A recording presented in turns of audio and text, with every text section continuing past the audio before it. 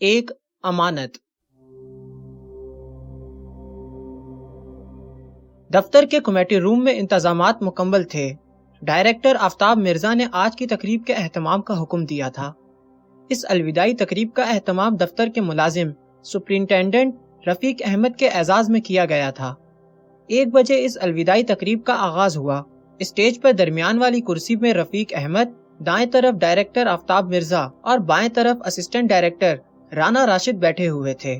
تلاوت کلام پاک سے تقریب کا آغاز ہوا۔ دفتر کے کلرک نورانی میاں نے اپنی پرسوز آواز میں نعت رسول مقبول صلی اللہ علیہ وسلم پیش کی۔ اس کے بعد مقررین نے رفیق احمد کی شخصیت اور ان کے کردار کے بارے میں اپنے خیالات کا اظہار کیا۔ رفیق احمد سر جھکائے اللہ تعالیٰ کا شکر ادا کرتے رہے، جس کے فضل و کرم سے وہ نہایت ایمانداری اور ذمہ داری سے اپنی ملازمت کے 38 برس مکمل کر پائے تھے۔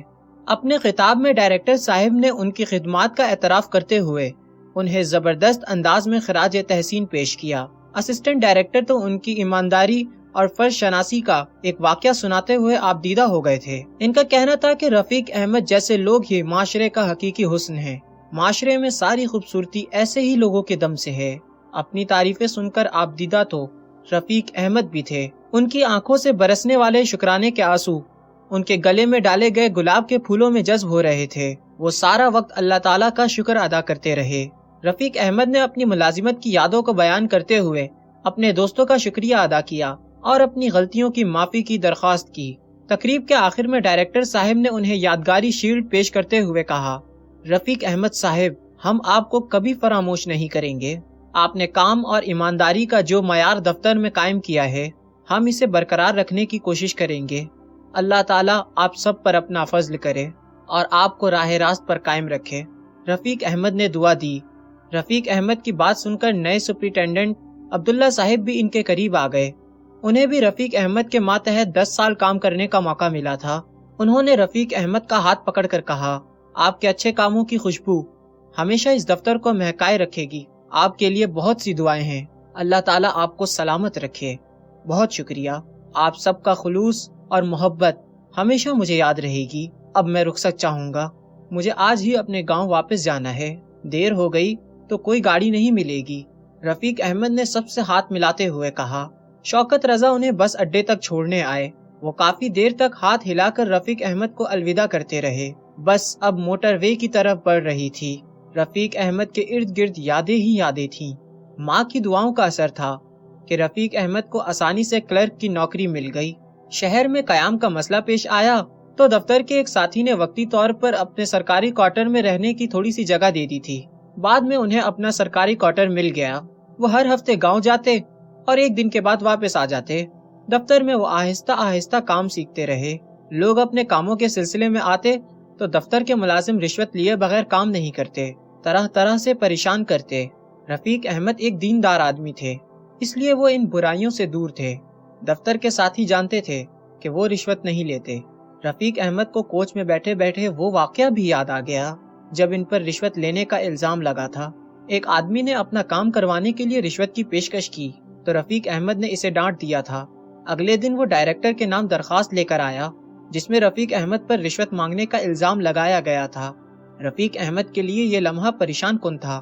ڈائریکٹر نے رفیق احمد پر لگائے گئے الزام کی تحقیق کرنے کے لیے ایک انکوائری کمیٹی بنا دی۔ 15 دنوں میں انکوائری کمیٹی نے رپورٹ ڈائریکٹر صاحب کے سپرد کر دی۔ رفیق احمد پر لگایا جانے والا الزام جھوٹا ثابت ہوا۔ اس واقعے نے دفتر میں رفیق احمد کی عزت میں مزید اضافہ کیا تھا۔ رفیق احمد نے دفتر میں نہایت ایمانداری اور فرض شناسی سے اپنے فرائض سر انجام دیے۔ وہ محکمانہ ترقی کرتے کرتے کلرک سے سپرنٹینڈنٹ کے عہدے تک جا پہنچے۔ وہ اولاد جیسی نعمت سے محروم تھے۔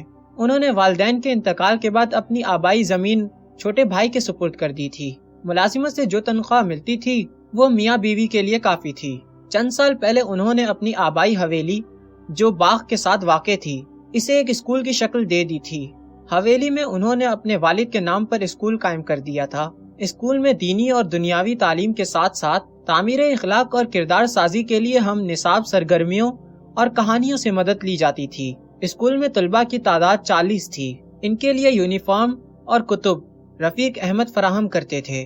رفیق احمد 38 سالہ یادوں میں ایسے کھوئے کہ سفر کرنے کا پتہ ہی نہیں چلا۔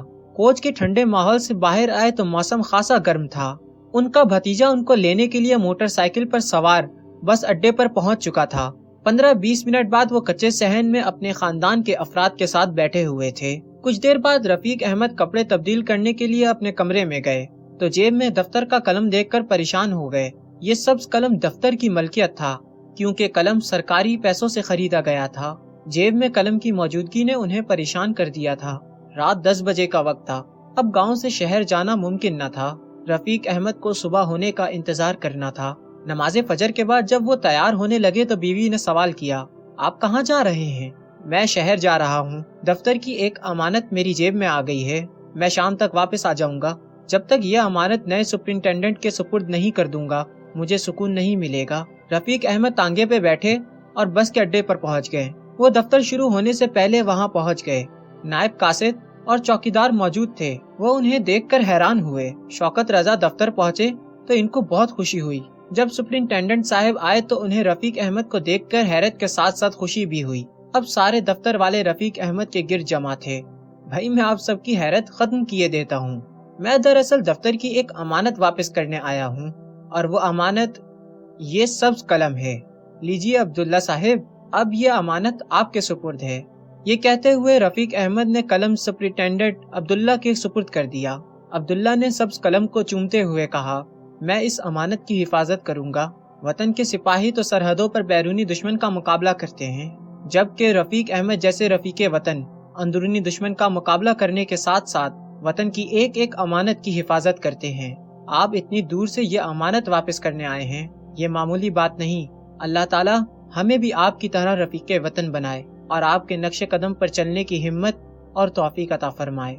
इन दुआया कलमों में आमीन कहने वालों में रफीक अहमद की आवाज भी शामिल थी। अमानत की वापसी पर रफीक अहमद खुद को हल्का फुल्का महसूस कर रहे थे।